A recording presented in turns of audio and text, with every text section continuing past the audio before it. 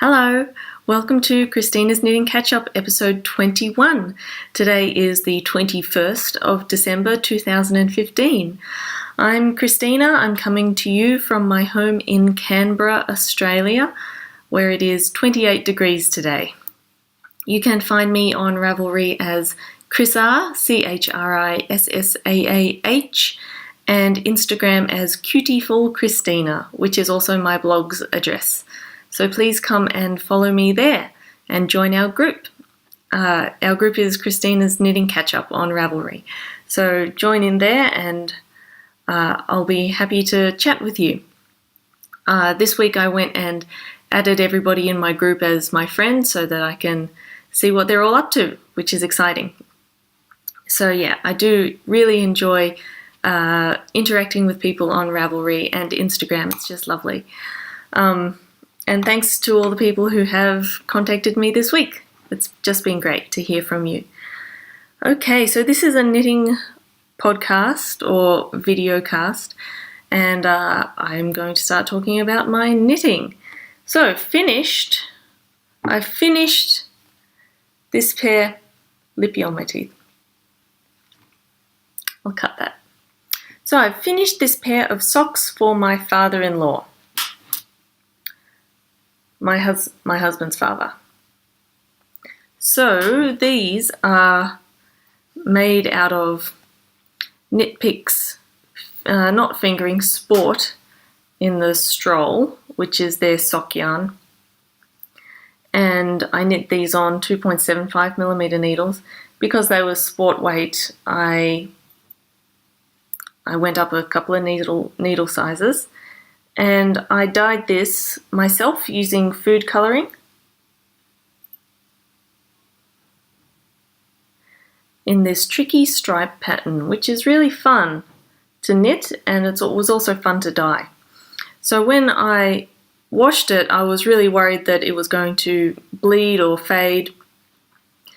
I had a lot of red come out in the water, but it didn't change colour as far as I can tell. Like, I did one sock first and I couldn't tell the difference between them.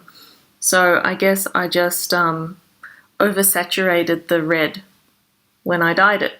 But it still looks red, it hasn't gone pink. So I'm really happy with these. This feels really nice. I also washed them in the washing machine after I'd finished hand washing to test them. And didn't change, it just looks great. So yeah, these are the biggest socks I've made, and I used up pretty much all of the 100 gram skein, and this is from a different skein. So, oh, my jingle bells. So yeah, these are the biggest pair of socks I've knit. Yeah, so that was exciting. It was really nice though. This is lovely stuff to knit with. So now I've shown you these, I can wrap them up and put them under the Christmas tree. There's my Christmas tree. I've moved it so you could see it. The lights are on it, but I don't know, you just can't see the lights. Oh well, whatever. So they're done. Yay, done. Another thing that's nearly done is this little jacket for a baby. It's actually a cardigan, but I haven't sewn the buttons on yet. There you go. This is also Knit Picks Stroll in the sport weight, and this grey is the same grey I used for the heels and toe, the heels and cuff on the socks. And the rainbow, I dyed that as well. It's the same stuff.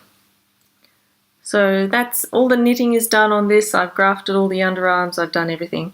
And I just need to sew on the buttons. This is not a Christmas present.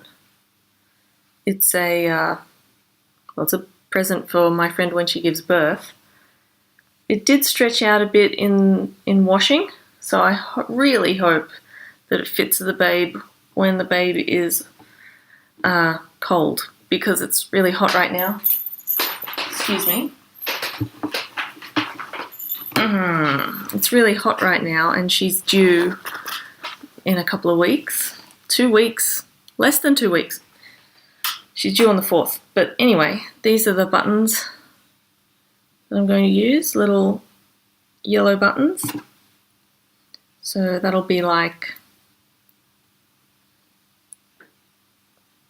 I think that matches really well. I haven't sewn them on yet, obviously. I had to buy some thread. So I have a question for you. Do you sew on buttons with thread that matches the cardigan or the button? Because if I was matching the cardigan, I guess it would be grey. Or do you use thread that matches the button? I suppose it depends on whether you use a shank button or a button with holes. Mine has holes, so you're going to see the thread. Also, do you use the wool or do you use cotton? Like sewing cotton, because I do various things depending on how I feel on the day. So next thing I've been working on is this last pair of socks, and this is for my mother-in-law.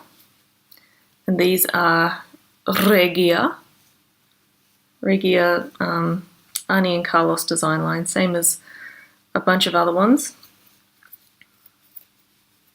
I don't know the colorway.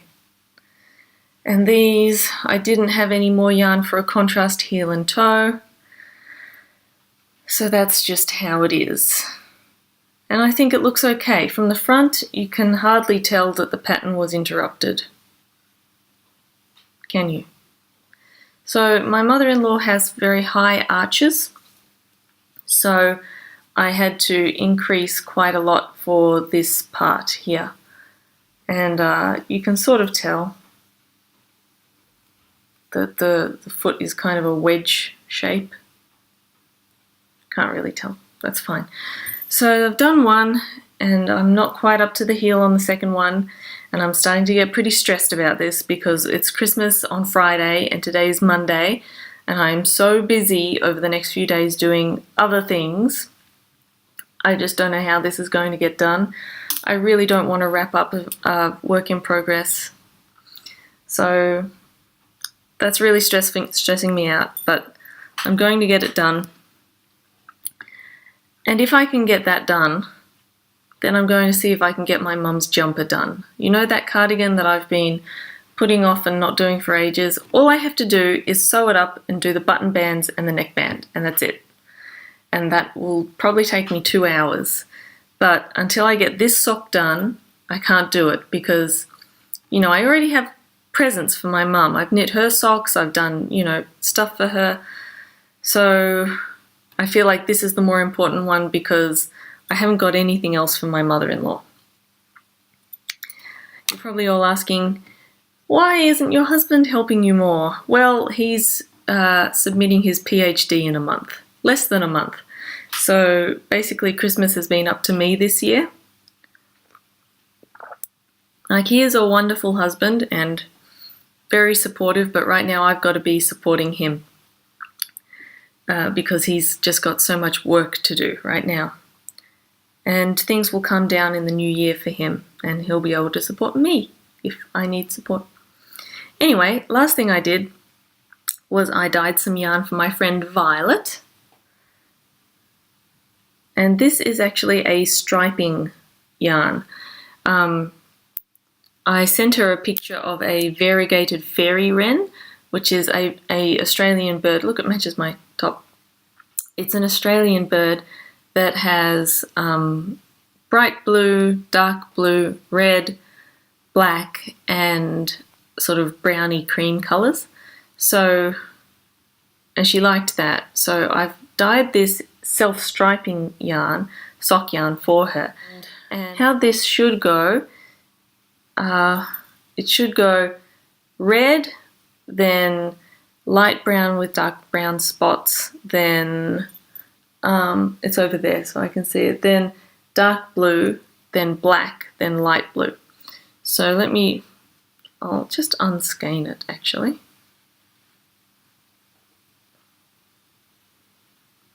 So you can see some of these colours. So as you can see, there's some browns that have sort of darker brown spots. So that should come out, I hope, should kind of come out like this. in a way. See how that's darker and lighter? And when you look at it in the ball, it doesn't look like anything, like just sort of splodges. Then I've got this light blue, which is like an Elsa blue, I think. Then I've got a deep red and the dark blue didn't come out as dark or as blue as I wanted it to, but we're working on it. And black. So this black is actually very, very, very dark brown. This was my first time dyeing with the black food colouring, and yeah, it's just very, very, very dark brown, essentially. And it reminded me of a scene in Father Ted about priest socks. Does anyone else watch Father Ted? It's probably one of my favourite shows ever.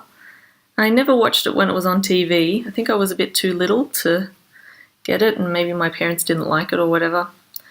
But I think it is one of the funniest things ever made. And that's what I think. How come I can't skein this up now? It looks really dumb.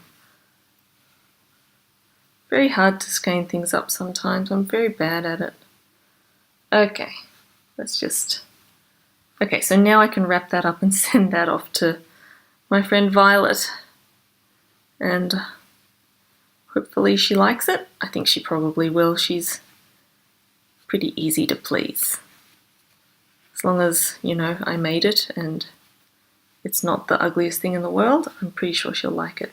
There, that looks okay. I'll wrap that up and send that today. So that's all of my knitting and dyeing this week. And I've already told you what else I've got to do. So let me think, what have I done this week? Apart from knit and stuff. I can't even remember. It's Christmas and I've been making presents and wrapping presents and buying presents and putting them under the tree. And yesterday I made chocolates. So what I did was I bought some really nice chocolate, Belgian chocolate that is especially made for making chocolates.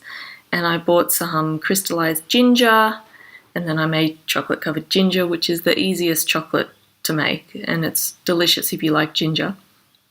And I also made some peanut clusters because my mum doesn't like ginger, but she does like peanuts, so I made her peanut clusters. And I'll be giving them out for Christmas. What else have I been doing? It's been extremely hot here. Like yesterday, the day before yesterday, it was 34 degrees, and that was pretty hot. We have an air conditioner, as you can see, but that's all. And upstairs gets very hot, and that's where our bedroom is, upstairs, and it's just unbelievably hot. So had a bit of trouble sleeping the past couple of nights. So 2 days ago was 34, yesterday was 37, which was just awful and terrible, and it wasn't even the hottest that we had in Australia. There are fires in Victoria. It was 40 something. So yeah, very hot weather right now. Today it's cooled off a bit. It's only 28 degrees, which is still pretty hot, right? It's still pretty hot. So yeah, I love it though, in a way. We went for a walk last night and it was hot and great, and it's only unpleasant when you're trying to sleep and in the middle of the day if you go outside at all. But today it's meant to rain, so hopefully that'll be the end of our hot spell. Trying to sip my tea without making any sounds for you. So, I have prepared something that I hope you will like. It is a poem based on the night before Christmas. And I will now read it to you while I put other things on the screen. 'Twas the night before Christmas, and sat in my chair. I was frantically knitting a scarf of mohair. I'd planned to knit everyone's presents this year, despite the concerns raised by my husband, dear. As a faithful Never Not Knitting subscriber, I had spent many hours considering fibre, Angora, alpaca, merino, mohair, cashmeres and cottons, and camel so rare. At least this year I was making small pieces, a hat for my nephew, some scarves for my nieces. Last year I made a huge Christmas sweater. This year I swore I'd just write him a letter. Then guilt overcame me. I started to doubt. At Christmas nobody should feel left out. This year there won't be a missing link. If I'm seen to show favourites, what will people think? Still left to do at least one more sock, and piles of things still yet to block. There's rows of blocked items that are still soaking wet. They won't be ready tomorrow, I bet. The Knitmore girls say to start in May, or else your Christmas will end in dismay. I began in October, all ease and no worry, and by mid-November I started to hurry. The husband was nestled all snug in his bed, while I ignored hand cramps and tired eyes instead. If I just close my eyes for a minute or two, then I'll feel fresh to start the next project anew. I bound off one hat, dumped it into the sink, and cast on another before I could blink. My knitting was reaching a feverish pitch as I blazed through inches of stockingette stitch. Cables, no problem. Lace, a delight. The end of the colourwork hat was in sight. My eyes were glinting in a devilish gleam, and in 10 seconds flat I had sewed up a seam. I was finishing projects as fast as could be, and they magically wrapped themselves under the tree. But I'm not complaining, I thought to myself. I'm just being helped by a jolly old elf.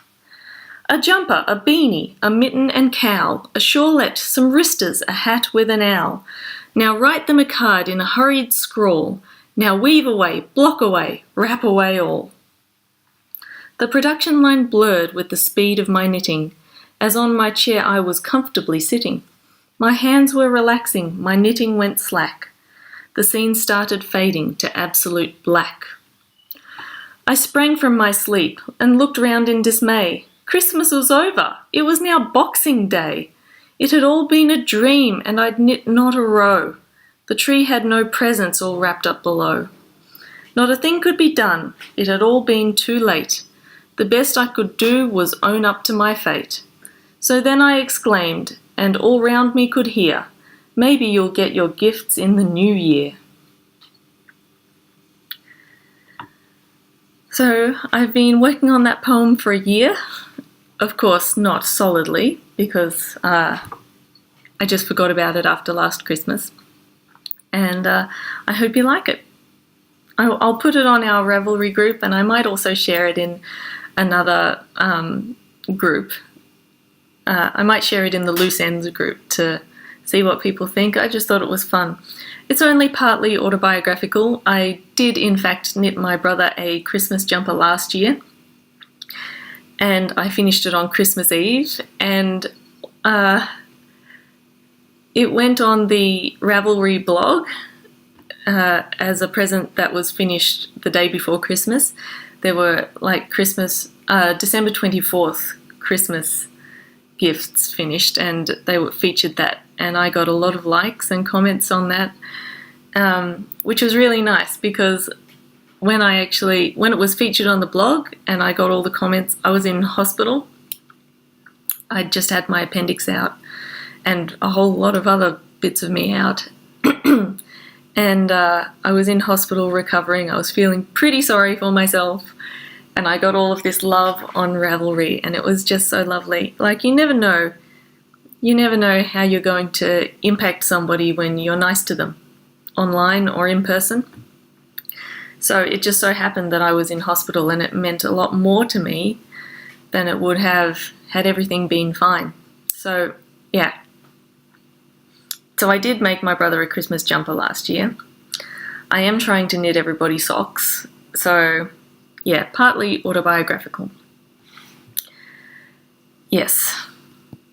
But so far I haven't had any crazy dreams or anything. So I think that'll do us for the year. Oh, or for the show. And I might record after Christmas, and you'll find out whether I got everything done. Perhaps not. Perhaps my friend's baby will have been born by then. I don't know. So have a really lovely Christmas. Have a happy New Year if I don't see you before then. Be sure to be active in the Ravelry group. I'll get back to everything you write. So yeah, happy Christmas to all, and to all a good night. So see you next time. Bye.